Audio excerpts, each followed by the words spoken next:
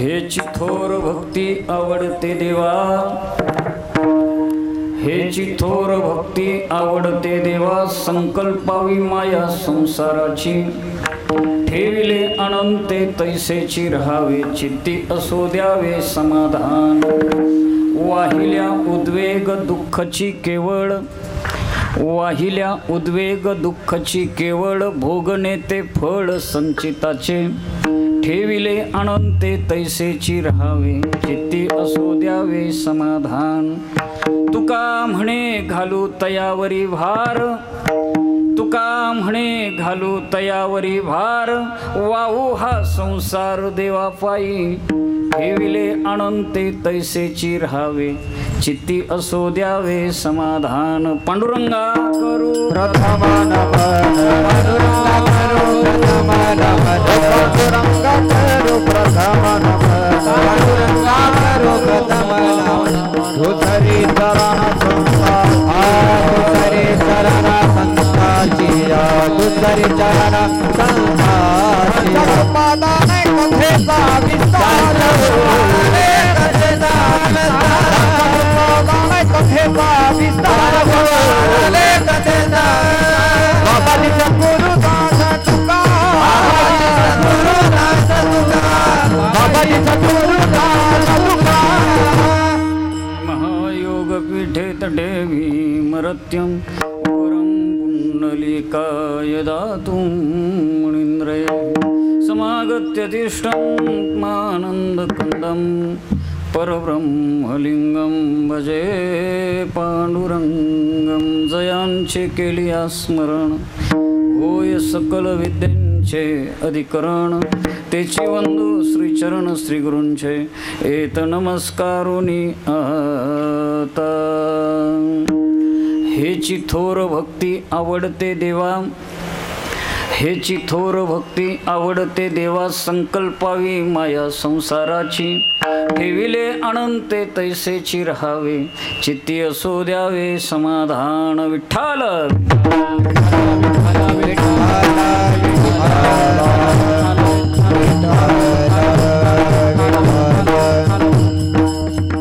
हेची थोर भक्ती आवडते देवा, हेची थोर भक्ती आवडते देवा, संकल्पावी माया संसाराची, ठेविले अनंते तैसेची राहावे, चित्ती असो द्यावे समाधान. आज या प्रांगणामध्ये संतश्रेष्ठ तुकाराम महाराज सामाजिक संस्था जुईनगर यांच्या नियोजनानं आपणा सर्व भाविकांच्या उत्स्फूर्त सहयोगानं सहकार्यानं उपस्थितीने संपन्न होत असणारा हा अखंड हरिनाम सप्ताह, आजची ही 4थ्या दिवसाची कीर्तन सेवा कर्मधर्म संयोगानं आपणा भाविकांच्या वतीनं माझ्याकडे, आणि म्हणून सेवेकरिता आपल्यासमोर ठेवलेला जो अभंग आहे, बहुतेकांच्या सगळ्यांच्या पाठ्यातला, म्हणजे सहज सहज माणसं ज्याची चरणं उच्चारतात, तुमच्या बोलीभाषेमध्ये रोजच्या व्यवहारामध्ये ज्या चरणांचा आपल्याला उपयोग होतो, समाधानी जीवनाचा मंत्र सांगणारा जगद्गुरु तुकोबारायांचा 4 चरणांचा आहे. विठ्ठल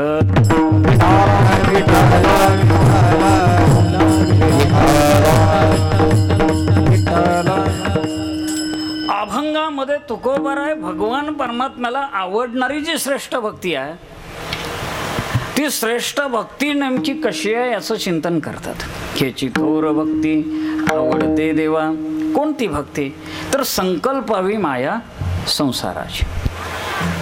महाराज प्रपंचावरचं प्रेम कमी करून ते भगवंताला लावणं, भगवंताच्या ठिकाणी लावणं, भगवंताकडे लावणं, ही जर श्रेष्ठ भक्ती आहे, तर मग पुन्हा आमची अडचण अशी आहे, तुम्ही प्रपंच सोडा म्हणालेलं नाही आहात, तुम्ही माया कमी करा म्हणालात, म्हणजे त्यातलं प्रेम कमी करा म्हणालात. मग संसारातलं प्रेम कमी केल्याच्या नंतर आम्ही संसारामध्ये कसं राहावं, त्यानं महाराज मार्गदर्शन करतात. ठेविले अनंते तैसेची राहावे, तर म्हणे जसं भगवान परमात्मा ठेवील तसं राहा.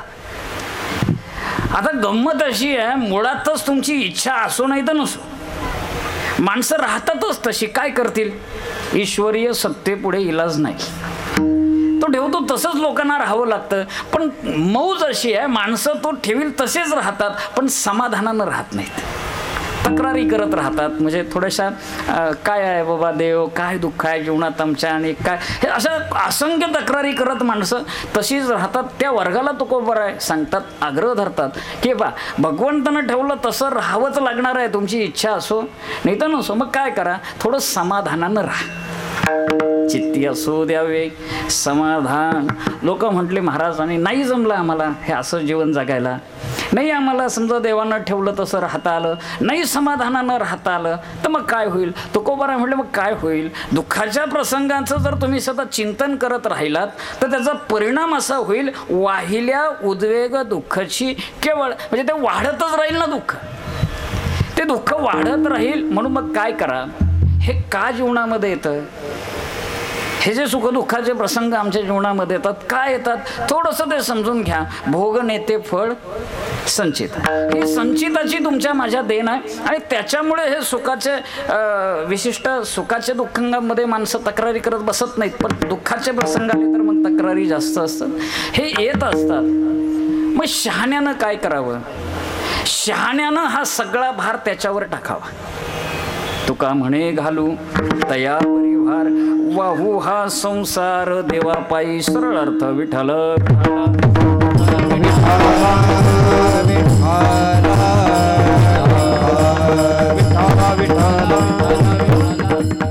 अभंगाचा भावार्थ झालेला आहे. आता निर्धारित वेळामध्ये सद्गुरूंच्या कृपा आशीर्वादानं आपल्याला जितकी जो अभंगाचा विवेचनाचा भाग आहे त्याची चर्चा करता येणं शक्य असेल तितकी चर्चा आपण करू. विवेचनाला सुरुवात करण्याच्या पूर्वी महावैष्णव माऊली ज्ञानेश्वर भगवान, जगद्गुरु श्रीमंत संत तुकाराम महाराज आदी संत परंपरेला विनम्र अभिवादन करून तुम्हा सर्व मायबाप स्वतः सज्जनांना वंदन करतो. हा खेळ नव्हे एकल्याचा म्हणून मेळ मिळविला. म्हणजे सगळ्या वारकऱ्यांच्या सहकार्यानं कीर्तन करावं लागतं.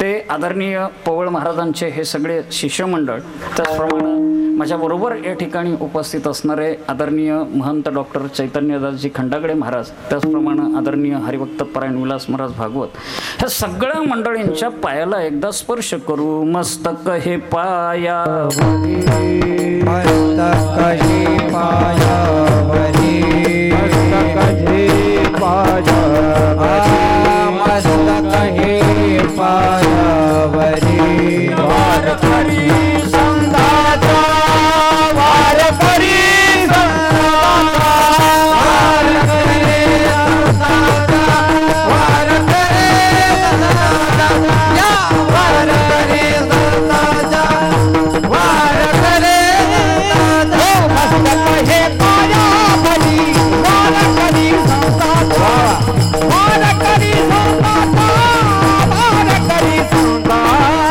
मस्तक हे पायावरी, वारकरी संताचा, वारकरी संताचा, वारकरी संताचा.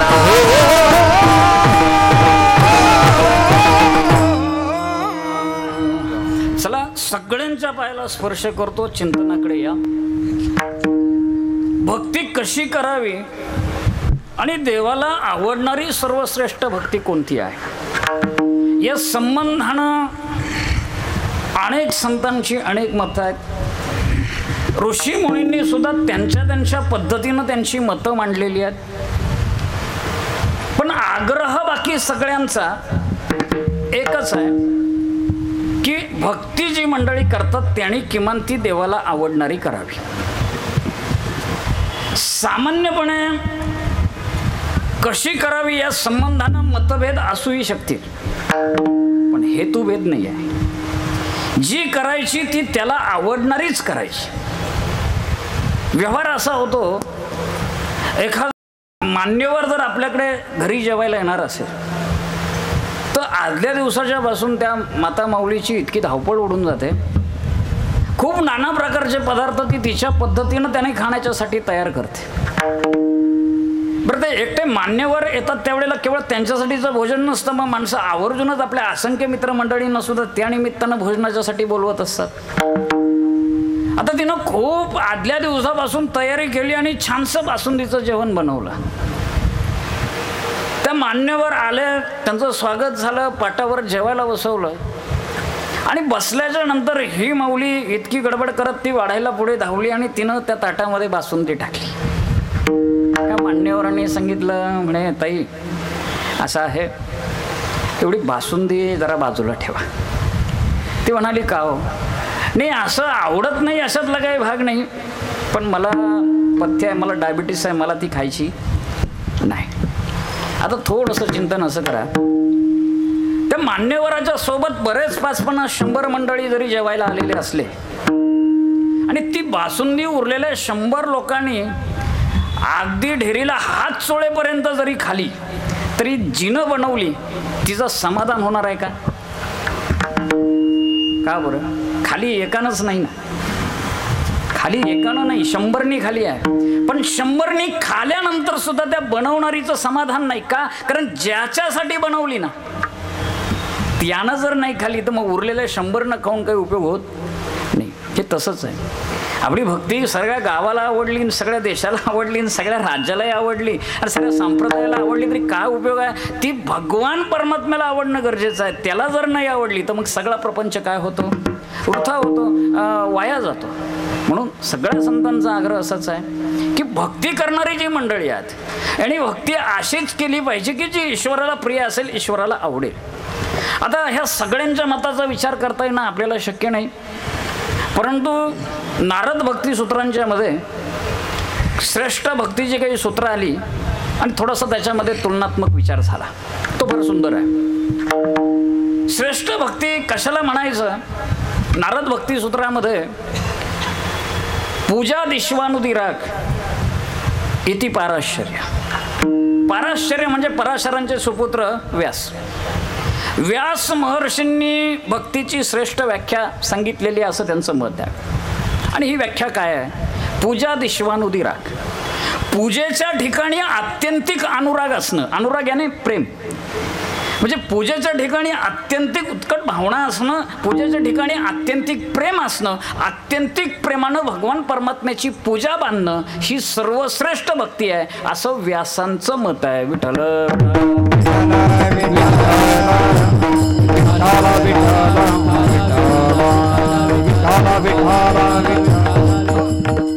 वास्तविक पूजा भक्ती म्हणजे अर्चन भक्ती.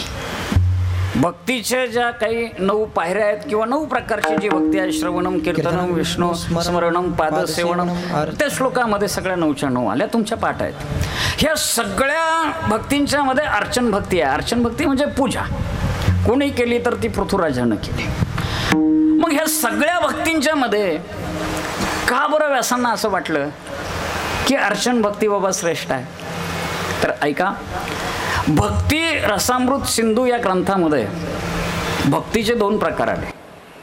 एक एकांगी भक्ती आणि अनेकांगी भक्ती. म्हणजे जिच्यामध्ये एखाद्याच इंद्रियाचा व्यापार चालतो ती एकांगी, आणि ज्याच्यामध्ये अनेक इंद्रियांचा व्यापार चालतो तिला अनेकांगी म्हणा. आता श्रवणादी ज्या भक्ती आहेत हे एकांगी आहेत, म्हणजे फक्त तुमचे कान असले तरी पुरे होते, ते चालतंय. एका इंद्रियानं तो व्यवहार सगळा ऐकण्याचा तुमचा चालतो. आता वास्तविक त्या ऐकण्याला परमार्थामध्ये किती किंमत आहे ते ठाऊक नाही मला, कारण तिथे सुद्धा संतांचा आग्रह श्रवण करा असा नाहीच आहे. अवधान दिजे, म्हणजे केवळ श्रवण करा असं नाही, अवधान दिजे. अवधान दिजे म्हणजे शरीराच्या कानानं नाही ऐकायचं, ते मनाच्या कानानं ऐका असा साधू संतांचा आग्रह आहे. असो, पण श्रवणादी भक्ती जी आहे ती केवळ एका अंगानं होते, एखाद्या अवयवानं सुद्धा होते. तिच्यामध्ये सगळ्या काही अवयवांचा शरीराचा व्यापार त्याच्यामध्ये चालत नाही. पण अर्चन भक्ती जी आहे ती संपूर्ण शरीर तिच्यामध्ये काम करतं. म्हणजे हात काम करतील, मन काम करतं, मुखानं काहीतरी तुम्ही ते देवाचं नामस्मरण श्लोक वगैरे काही म्हणत असता, पूर्ण शरीर त्याच्यामध्ये काम करतं. म्हणून ती श्रेष्ठ भक्ती आहे. परंतु तिचं खंडन होतं. तिचं खंडन असं होतं, प्रत्येकाकडे पूजा बांधत असताना पूजेची सामुग्री त्या पद्धतीनं उपलब्ध होईल असं नाही. कारण मग पूजेमध्ये आपलं कसं असतं, आपलं चालून घ्या धोरण असतं, तसं ते चालत नाही. चालत नाही. आता हे आमचे भागवत महाराज ब्राह्मण आहेत, वाटत नाही पण आहे. पण ते तुम्ही बघा, एखादी पूजेमध्ये मग आपण काय करतो, वस्त्रम समर्पयामी म्हणतो आणि समर्पित काय करतो. तुमचा अनुभव काय आहे? तुम्ही आमच्यापेक्षा हुशार आहात. तांदूळ तांदूळ तुम्ही समर्पित करता आणि मंत्र काय आहे, काय म्हणतो आपण, वस्त्रम समर्पय. म्हणजे देवाला आपण वस्त्र देतोय आणि वस्त्रांच्या जागेवर काय देतो, तांदूळ. बरं तुम्ही विचारा ना, काय नाही महाराज चालतं, काय होतं, चालतं. ही फार मौज आहे परमार्थातली. म्हणजे जिथे देवासाठी द्यायचंय ना तिथे आपण चालवून घेतो, आणि जिथे आपल्यासाठी पाहिजे तिथे मग कशाच्या ऐवजी काही चालत नाही. देवाला वस्त्र म्हणून तांदूळ जरूर चालतील, पण कीर्तन संपल्यानंतर जर तुम्ही मला दक्षिणा म्हणून कागद दिली तर, आणि मग केला जावडी साहेबांनी आग्रह, काय होते महाराज थोडा आता कोरोनाचा काळ आहे, अडचणी यात घ्या चालवून, जमेल का? पण तिथे आपण ऐकत, म्हणजे जे आपल्याला पाहिजे तिथे तडजोड नाही आहे, पण जे देवाला द्यायचं ना तिथे आपलं धोरण बऱ्याचदा काय असतं, चालवून घेण्याचं. म्हणजे ही पूजा सामग्रीमध्ये एक मोठी अडचण आहे. दुसरी बाजू सांगतो, पूजा हे कर्म आहे. पूजा हे कर्म आहे, आणि कुठलाही कर्म करायचं तर 4 गोष्टी असाव्या लागतात. 1, तुमच्या ठिकाणी इच्छा असावी लागेल. 2, ते कर्म करण्यासाठीची विद्वत्ता आपल्याकडे असावी लागेल. 3, ते कर्म करण्याच्यासाठीचं सामर्थ्य पुन्हा आपल्याकडे असावं लागेल. आणि 4, इतकंही सगळं असलं तरी भागत नाही. बऱ्याचदा ते कर्म करण्याचा, तो यज्ञ करण्याचा अधिकार पुन्हा आपल्याला असावा लागेल. ह्या 4ही गोष्टी जुळल्या की मग ते कर्म होतं. आता पूजेची आपली अडचण सांगतो. म्हणजे इच्छा तर आपल्याला असते, त्यात काही शंका नाही. सामान्य भाविकांना सगळ्यांना आणि परमार्थाची बोलता इच्छा असते, पण आपल्या विद्वत्तेबद्दल न बोललेलं बरं, न बोललेलं. म्हणजे ते साधं सत्यनारायण आपल्याला नीट करता येत नाही. अहो सत्यनारायण सोडा, ती केळीची खुटं बांधायची असतात ना, ती सुद्धा आपल्याला बांधता येत नाही. आपण काय करतो, कुणाची वाट पाहतो, तात्याची. वास्तविक पूजा तात्यानं करायची नसते, पूजा आपण करायची आहे ना. मग तात्या कशाला पाहिजे, तात्या पाहिजेच, पण तात्या साक्षीभूत पाहिजे. जर तुमचं काही चुकत असेल तर तुम्हाला दुरुस्त करण्याच्यासाठी तिथे तो उपस्थित पाहिजे. पूजा केली कुणी पाहिजे, हे आपण केली पाहिजे. अर्थात आपण नाही करत ती, पण इतकी अडचण आहे आपली. तात्या जर म्हणाले ना डोळ्याला पाणी लावा, तर निम्म्या लोकांना प्रश्न पडतो, आपल्या का काकाच्या. इतकी आपली विद्वत्ता. कसं शक्य आहे कर्म, म्हणजे आपली ही अडचण आहे, आपल्याला त्यातलं कळत नाही. पुन्हा सामर्थ्य बऱ्याचदा आपल्याकडे असत नाही. पुन्हा मी जसं म्हणालो की पूजेची सगळी सामुग्री सामान्याकडे उपलब्ध होईल असं नाही. आणि अधिकार तर ती थोडीशी एक वेगळीच बाब आहे. पूजेचा अधिकार मुळात सगळ्यांना नाहीच आहे. मग त्याच्याही पेक्षा नारद महर्षी पुढचं सूत्र म्हणताना त्याच्यापेक्षा श्रेष्ठ भक्तीचा विचार करताना ते असं म्हणाले की याच्यापेक्षा गर्गाचार्यांची व्याख्या सुंदर आहे. कथा विश्वानुदी राग इति गर्ग. गर्गाचार्यांच्या मते कथा कीर्तनाच्या ठिकाणी आत्यंतिक प्रेम असणं, अनुराग असणं ही श्रेष्ठ भक्ती. विठ्ठल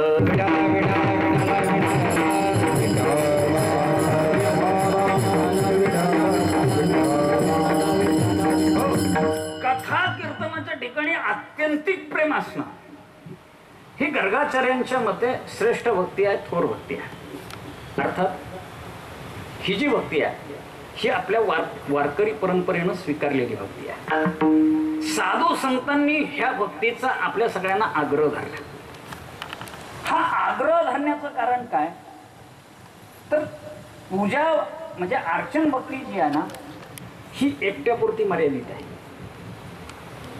ही एकट्यापुरती काय आहे, मर्यादित आहे. पण कीर्तन भक्तीमध्ये आपण सजातीय अनेक बांधवांचा त्याच्यामध्ये समावेश करून घेऊ शकतो. कीर्तन भक्ती सगळ्यांना मिळून करता येते. आणि कौतुक असं आहे, इथे मी कीर्तन करतोय, मला मिळणारं फळ ही आमची नवोदित महाराज मंडळी ही साथ करतात, त्यांना मिळणारं फळ. इथे तुम्ही श्रवण करण्याच्यासाठी बसलात, तुम्हाला मिळणारं फळ हे सगळ्यांना सारखं मिळतं.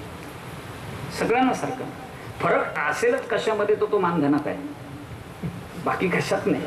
म्हणजे ईश्वराकडून येणाऱ्या फळामध्ये फरक नाही आहे. जे तुमच्याकडून फळ येणार आहे त्याच्यात फरक आहे. मग गाणाऱ्याचं वेगळं, वाजवणाऱ्याचं वेगळं, सांगणाऱ्याचं वेगळं. पण ईश्वराकडून जे फळ मिळतं ते सगळ्यांना सारखं मिळतं. म्हणजे आपल्या एकट्याच्या बरोबर अनेकांना उतरून नेण्याची ताकद ह्या भक्तीमध्ये आहे. म्हणून संतांचा ह्या भक्तीच्या संबंधानं थोडासा आग्रह आहे. नाम संकीर्तन साधना वैसोपी नाम संकीर्तन साधना वैसोपी नाम संकीर्तन साधना वैसोपी नाम संकीर्तन साधना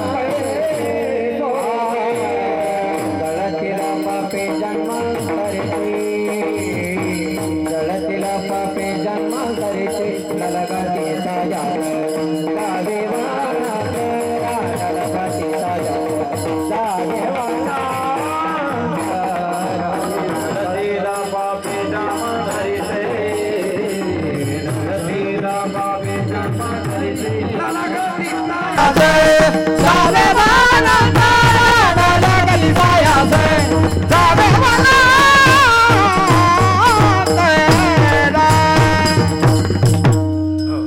कथा त्रिवेणी संगम आहे. कथेमध्ये देव आहे, भक्त आहे आणि नामही आहे. नामाचा फायदा काय? मग पुन्हा यांचं प्रमाण आहे. नाम संकीर्तन साधन सोपे जळतील पापे जन्मांतरीचे. कीर्तनाचा फायदा असा आहे, कलियुगामध्ये संतांचा मुळातच आग्रह आहे की नारायणाची भेट कीर्तन घडून देतं. कलियुगा माझी करावे कीर्तन तेने नारायण देईल भेटी. दुसरं प्रमाण आहे, कोठे नका पाहू करा हरी कथा तेने अवचिता सापडे तेने अवचिता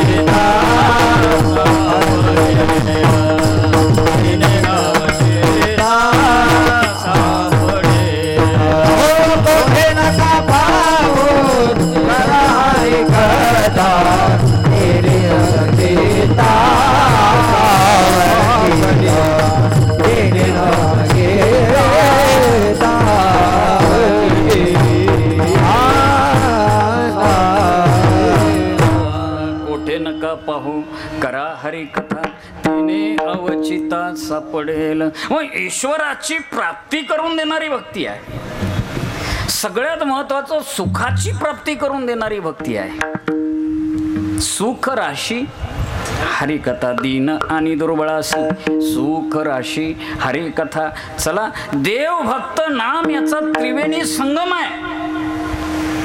पण तरी सुद्धा अडचण आहे. तरी सुद्धा अडचण आहे.